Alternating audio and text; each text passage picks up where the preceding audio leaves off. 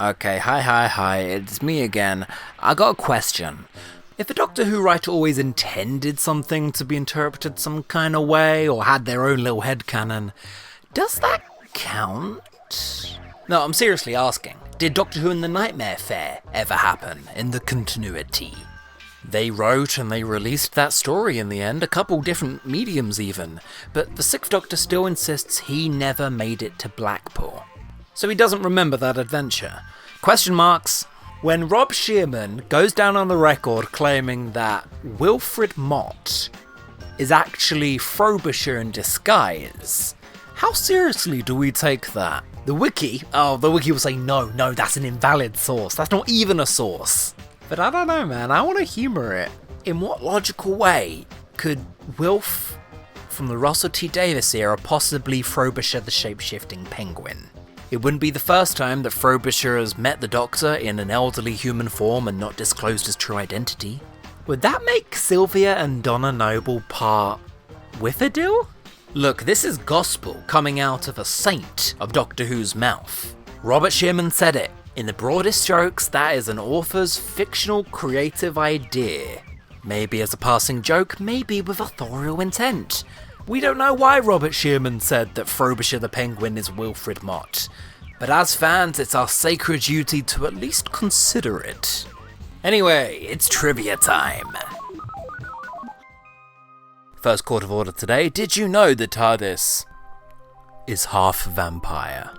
This just sounds like word salad at this point, doesn't it? Like I've just picked some random words that might sound funny for a fact, but no, the TARDIS is half vampire. Half Yizgoroth, to be specific. Yizgoroth, again, is from the Lovecraft mythos. Yeah, hey HP, I'm back. Remember when Big Finish released a story with Lovecraft in it just so they could deck him? He's no stranger to this show. In fact, he's no stranger to the Doctor Who canon at large. Especially when so much of it owes its influences to him. Especially including the times it outright plagiarizes him. You see, in the events of Toy Story, not to be confused with the Lawrence Miles short, two TARDISes talk about the upcoming war in heaven.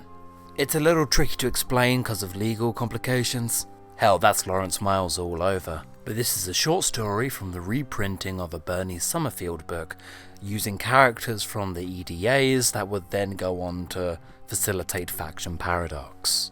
That's quite a lot to process already. Don't any of you bring up the name Chris Quedge. Not in my house! Toy Story is an exploration of what makes TARDISes tick, and what conversations two TARDISes would even have with one another. This is Lolita. She's a humanoid TARDIS, which the 8DAs love. I'd love to say she's a self-explanatory, simple character. But not only did she fight in the war in heaven, she also became the Queen of the United Kingdom and the President of the United States at the same time. She's also the twin sister to the Ship, which is legal speak for the Doctor's TARDIS. It's a sister story. Just girls hanging out. And it's here you realise just how many secrets the TARDIS is keeping from its pilots, over the course of just one short story. We know that the 8th Doctor knows the identity of the enemy, Faction Paradox's anonymous villain, but then in Alien Bodies he wiped his brain clean. The TARDIS though, TARDIS remembers. Both these timeships are also hybrids. Part TARDIS on my mother's side, they say adorably at one point. So let's talk about Lolita, because she's the chattier of the two. In Body Politic, the great Sutek read her mind. And even he had to comment, "Whoa, the Time Lords really don't know what I've got here with you, do they?" The Doctor's TARDIS is a tatty museum piece, but it's also apparently a god of god TARDISes. Royalty. And they also reveal that not only does the TARDIS pick its pilots... Do you ever wonder why I chose you all those years ago? I chose you. Apparently they also create their pilots. Lawrence Miles never expands on what this means. Eventually, the TARDIS' sister gets bored of being a time machine and takes on humanoid form herself, revealing herself to be a Type 45. It should also be stated, just as a passing coincidence, a Type 45 is also the model that the Master owns. So, Oh, and then also they're vampires. We know that these two are both part time machine, but we never find out what the other half is. Plenty of clues though. In Book of the War, Lolita is described as having a vampiric face. In a flashback, we get shown the Yiskarov gazing upon a living time machine, and apparently it granted it strength to rise up against its masters and become the greatest adversary they ever faced. But Sam, that makes it sound an awful lot like the enemy, the mysterious big bad that went to war against the Time Lords, and yeah? Add it onto the pile of suspects along with Crotons, humans, the Reader, and the concept of postmodernism itself. I joke, but it's also canonical that Count Dracula fought in the War in Heaven. So really, where'd you start with such a question?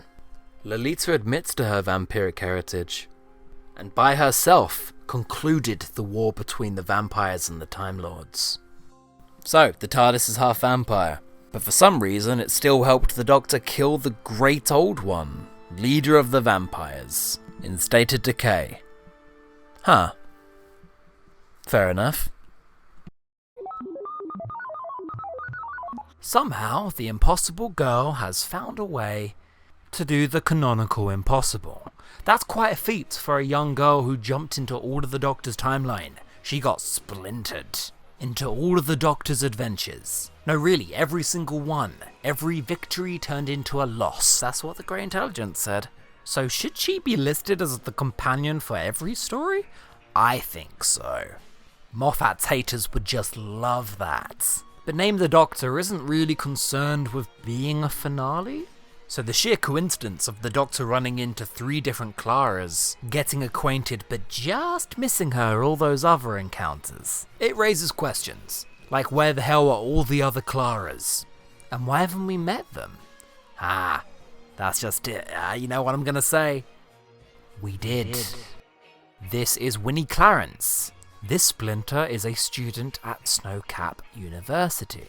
In the year 2048, she rescues the 12th Doctor and Clara from a helicopter crash, and then has an existential crisis ahead of her, as Clara has to quickly explain what the hell's going on and why there are countless different Clara Oswalds, and into the Claraverse, if you will.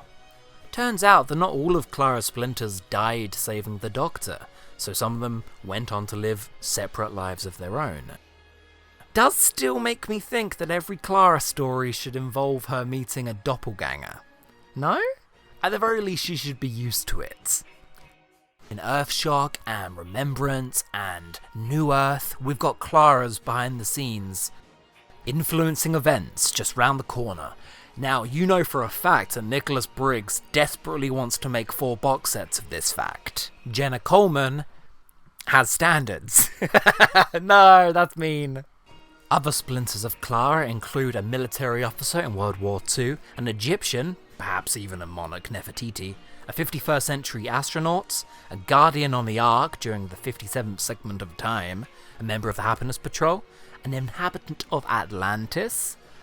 There's a couple that are just queens. Slay. There's even one in An Unearthly Child, Shoreditch, 1963. Constable Oswald fills out the missing person report for Susan Foreman. If she's working at the Shoreditch police station, she has definitely run into River Song, who is also doing volunteer shifts around this time. Doctor Who, His Lives, His Times gives us a couple pictures of Clara in Seeds of Death. Nice. And an older Amy Pond also encountered a Clara splinter when they got sent back to New York City in Angels Take Manhattan. This Clara sensed something of the Doctor around her, whatever that means, and proceeded to follow her, basically stalking her for the next few years in case she ever needed help. Dear God, that woman is made of legs. That's the most legs than any living human. That one isn't even relevant to the Doctor's time stream. Maybe it's the one from Angels Take Manhattan that failed and got sent back. Wild conjecture, I know. But these are extenuating circumstances. Maybe this Clara Splinter idea could even be used to fill in a couple plot holes. Over on Titan Comics, there's this one panel where new companion Alice looks at some framed pictures of old companions. Except Alice comes before Clara in the 11th Doctor's tenure. The 11th Doctor hasn't met Clara yet. Why is there a framed photo of her? Uh-oh. This whole series became a lot more creepy. I understand that the series finale puts her in places where she wasn't meant to be, but this one is a framed picture. I don't know how that's saving the Doctor. Oh well, she's still the best girl. Best companion. Fight me.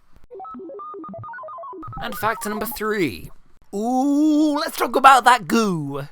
That goo, of course, being the Flesh, from Series 6's The Rebel Flesh. But let's face it, there's people more qualified than I to talk about the goo pod cum Doctor. Doctor Who fan, eater of goo pods. Nope, I refuse to introduce her like that. It's Chloe. Hiya, Doctor Who Goo Guru here. If there's goo in Doctor Who, trust me, I know all about it. For proof, here's a video of me unboxing 11th Doctor Goo Pods. If I don't get Matt Smith's head this time, I'm going to be so pissed. I can eat 5 of these in a minute as a party trick. In the Almost People, we get to see the gooey flesh in the flesh being abused in the 22nd century and attempting to unionise. The episode describes these cummy clones as the government's worst kept secret, so with all the future tech and sci-fi vats, you'd imagine this is new cutting edge tech. Nope. The TV series never says when the flesh was created. Everything in the episode leads us to believe the flesh is a sentient entity, so if you think about it, it'd technically have been born, yeah? No, the wiki won't like you hearing this, but the brilliant book 2012 then pitches in with a short story called Lesson of the Holy Water. In black and white, right here, we have a full origin story. The true earliest account of the flesh is in medieval scripture. Humans have known about the cum clones all this time. A monastery, 13th century. Oh, we've gone all medieval. Dolly the sheep, get that weak bitch out of here, we've been making goo avatars since the 11th century.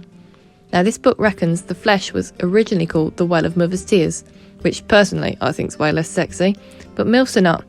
The medieval wenches kept digging until every peasant in the country came to drink the new flavoured white water. This is when the Doctor shows up, telling everyone, oh dear God, stop touching it. You smell like cum! Oh no, I've been down the cummery. Oh mate, don't drink that. But by then it's too late, and everyone's multiplying. The population rockets like it's the end of the second lockdown, as we're left to assume the flesh start duplicating everybody. In the end, all that Doctor Who can do is convince them this suspiciously semen-like swimming pool is the work of Satan or something. England repents. The well is boarded up, and one day it will be rediscovered for an average Matt Smith two-parter, and my own personal hours. Now Wiki says this is non-canon, that this book is lying to you. And I'll grant you, this story doesn't exactly make much sense, but since when has that stopped us on this programme? Let me collect my individual plastic limbs with the 11th Doctor, preserved in white goo, and leave me the fuck alone.